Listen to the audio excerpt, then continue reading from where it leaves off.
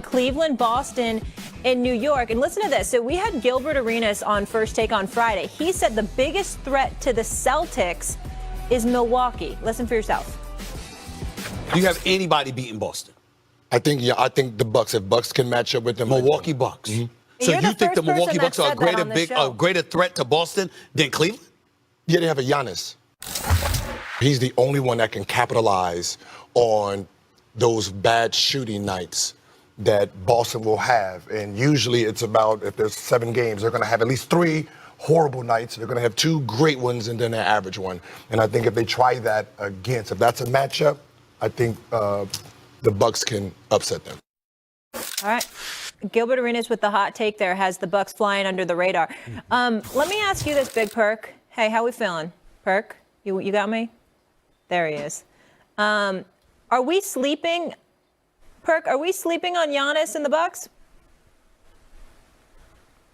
I don't know if Perk has us. We'll get those technical difficulties I got you now, Molly. Oh, I got you now. Okay, did you? For a minute. Yeah, okay. I lost you. Let me just ask you. I'll ask you one more time.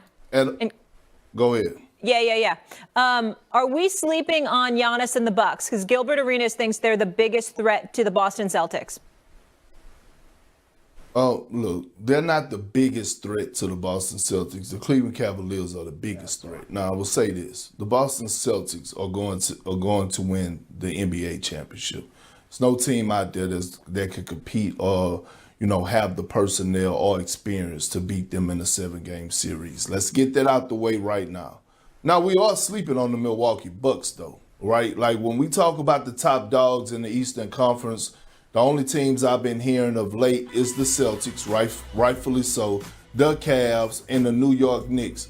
Well, the Milwaukee Bucks actually Beyonce at the trade deadline. They upgraded. When they went out and got Kyle Kuzma from the Wizards, I thought that was a great move by them. Kyle Kuzma is a guy that has championship experience. He won the championship with the Lakers.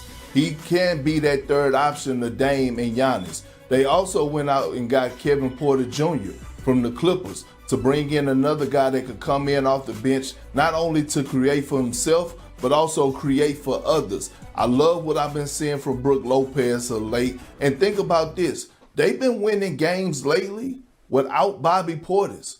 Bobby Portis will be back. I'm not saying that they're going to win the East. I still think Boston is going to win the championship. But I will say they are a real threat to the Knicks and the Cavs. Let's not sleep in that area. And I wouldn't be surprised if they happen to move up just a little bit to that third spot. That if they move to that third spot, they could possibly get to the conference finals. No, I disagree with Gil. Look, I understand what Giannis is. You got a guy like Dame that can get hot and shoot, and we know what he represents. But they're not a bigger threat to the Celtics than the Cavaliers. With Donovan Mitchell playing the way he is, with the emergence of Evan Mobley, they go too big. They go 6'10", 6'11". They can defend. They can rebound. You got Darius Garland that can go off on a given night. And Andre Hunter, Ty Jerome. Nah, bro. It's not even close who's the bigger threat to the Boston Celtics other than the Cavaliers. Are we sure that the Milwaukee Bucks can beat the Knicks? And the Knicks leaves a lot to be desired over the last 2 weeks of the season, Perk. So for me, it's not even close. The team that can cause the Boston Celtics the most problems are the Cleveland Cavaliers, because we know what Donovan Mitchell is. We've seen him go haywire and give you 50 pieces in the postseason. We see what Evan Mobley, we see the emergence. A guy that can do it on both ends of the court. We know, Jared Allen is very efficient. You don't have to run plays for him. He's going to get it up the rim, put back. He's a lob threat. Darius Garland. Nah, the Cavaliers are the biggest threat to the Boston Celtics. And I understand what Milwaukee is. I understand Dame. I love Giannis. But they're not a bigger threat to the Celtics than the Cavaliers. Absolutely not. Listen, even as me, as a casual fan of the game of basketball, who is still learning, who's still getting better and well-versed at it and learning and understanding the intricacies of the game, even I know better than that the Cavs are the biggest threat to the Cavs are the biggest threat to the Boston Celtics. To the Boston Celtics. Boston. On the other hand, as good as the Bucks have gotten, especially with the trade deadline, what they've done, we know who Giannis is. We know what Dame Lillard could do and all the upgrades that they made at the trade deadline, but it's still not a threat. Perk, you said, based on what you see, knowing through experience, obviously championship experience, in time and playing together as one, the Celtics are probably going to win the NBA championship again. Right? I don't know. They've won 8 of their last 11. To your point, Even Perk, without Bobby Portis.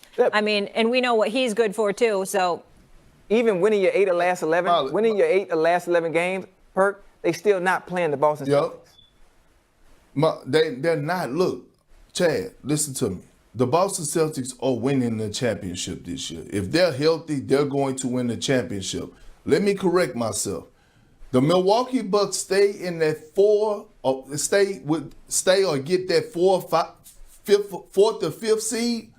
They could go to the conference finals and meet up with Boston. This is what I'm trying to explain to y'all. Mm-hmm. We talk about the Cleveland Cavaliers, and much props to them because they have been balling this offseason. But we have seen a Donovan Mitchell-led team have a drop-off in the postseason. Evan Mobley, he still have something to prove in the offseason. Both of you guys know this in sports, real quick. Both of you guys know this in sports. Mm-hmm. When it comes to the postseason, that playbook, that scouting report, it gets a little thicker.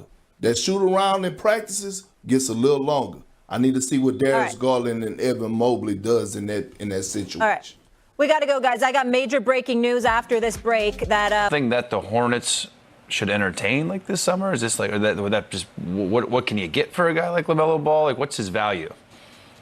His value is probably a little bit lower than 13-year-olds would think. Thank you. I didn't want to say it, Ryan. He is incredibly talented. You know, his start again at his size. Like when you see him when it's nice, you're like, man. And then, you know, look, he can see over the top everybody because of all of his size. But Charlotte is kind of in this Atlanta Hawks thing where you have this franchise guy, you have a local attraction. I've heard it enough. I'm shocked at how often Trey is defended to me because I'm like, look, you know, at least with Trey, he's won some big games and he's not afraid of the moment. So I'll give him that.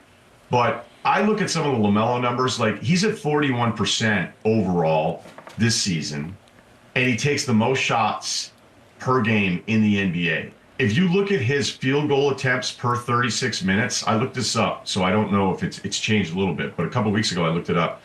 It's the most field goal attempts per 36 since Kobe in 2006. LaMelo's nice.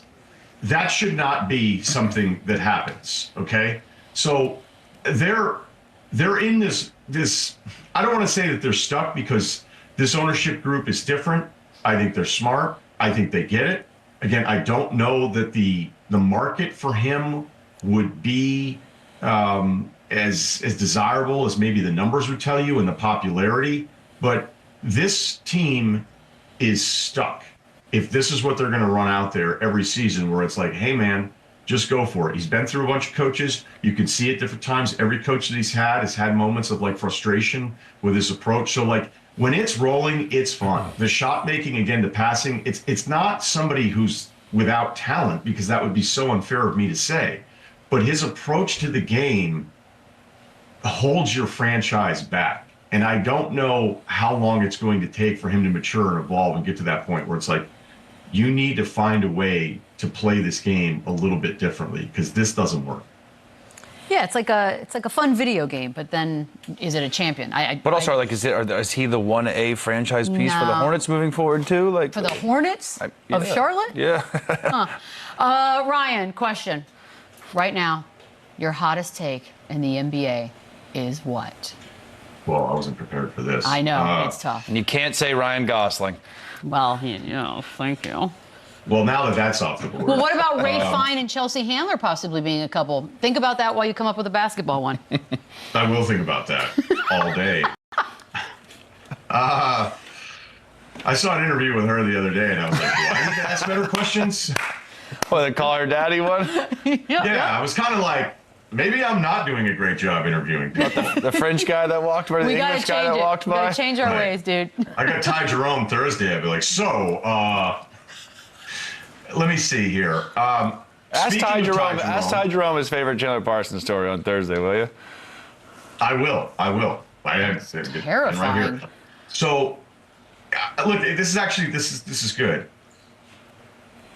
I think